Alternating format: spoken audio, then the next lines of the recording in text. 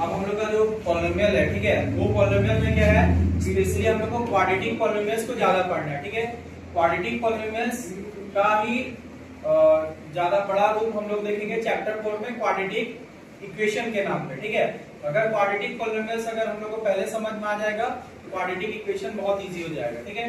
तो हम लोग क्वाड्रेटिक पॉलिनोमियल को थोड़ा सा डिटेल में देखते हैं। इसका स्टैंडर्ड फॉर्म जैसे था ax² + bx + c, ठीक है, जहां हम लोग का a b c क्या था, रियल नंबर्स था, ठीक है, और x हम लोग का वेरिएबल है। साथ में a 0 नहीं होना चाहिए, क्योंकि अगर ये 0 होगा तो x² नहीं रहेगा, तब ये लीनियर इक्वेशन या लीनियर पॉलिनोमियल में बदल जाएगा, ठीक है।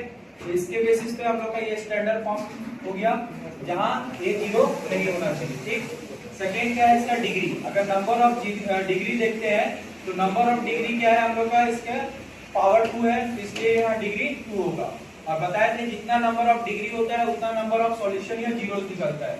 इसका नंबर ऑफ सॉल्यूशन या जीरोस या फिर रूट्स बोले इसका 2 ही होगा, ठीक है।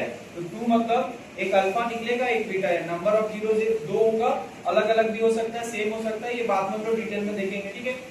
अब relation between zeros and coefficient of quadratic polynomial.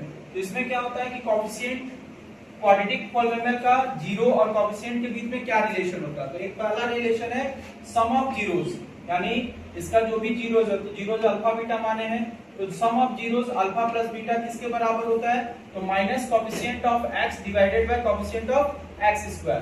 तो अगर हम लोग क्वाड्रेटिक इक्वेशन को देखें तो x का कोएफिशिएंट जो यानी x के साथ जो मल्टीप्लाइड है वो उसका कोएफिशिएंट कर रहा है। तो x का कोएफिशिएंट क्या है b, तो यहाँ negative coefficient of x that means -b, ठीक है, और divided by coefficient of x²। तो x² का कोएफिशिएंट क्या है a के साथ अगर कोई नंबर नहीं रहेगा तो 1 होगा, अगर कोई नंबर है तो वो a का काम करेगा। तो इस हिसाब से हम लोग का sum of zeros alpha plus beta equal to किसके बराबर होता है, minus coefficient of x by coefficient of x², ठीक है।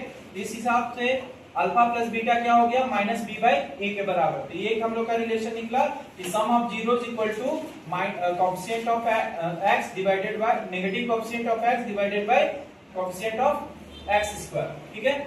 दूसरा हम लोग का क्या है, प्रोडक्ट ऑफ जीरोस, ठीक है। तो प्रोडक्ट ऑफ जीरोस में अगर देखते हैं तो प्रोडक्ट ऑफ जीरो मतलब अल्फा इंटू बीटा, ठीक है, यहाँ डॉट मतलब यहाँ इंटू को रिप्रेजेंट कर रहा है। तो alpha into beta equal to होगा constant term c and coefficient of x²। इसमें कांस्टेंट टर्म c यानी c जो होगा बिना वेरिएबल का पार्ट होगा वो हम लोग का कांस्टेंट टर्म होगा। अगर किसी में कांस्टेंट टर्म नहीं है तो वो उसके जगह 0 हो जाएगा, ठीक है। फिर यहाँ पर होगा alpha into beta equal to c/a, ठीक है, ये सेकेंड रिलेशन है। अब इसके बिहाफ में अगर हम लोग देखते हैं quadratic polynomial in terms of its zero, तो क्वाड्रेटिक पॉलिनोमियल को इस फॉर्म में हम लोग लिख सकते हैं, that is x² minus alpha plus beta into x plus alpha into beta, यानी x² minus sum of zeros into x plus product of zeros. तो ये फॉर्मूला कब आएगा, जब हम लोग के पास अल्फा बीटा पता रहेगा, यानी जीरोस पता रहेगा, और या फिर सम ऑफ जीरोस और प्रोडक्ट ऑफ जीरोस का वैल्यू दिया रहेगा। तो हम लोग क्वाड्रेटिक इक्वेशन अगर फाइंड करना रहेगा या क्वाड्रेटिक पॉलिनोमियल, ये फॉर्मूला अप्लाई करेंगे, ठीक है।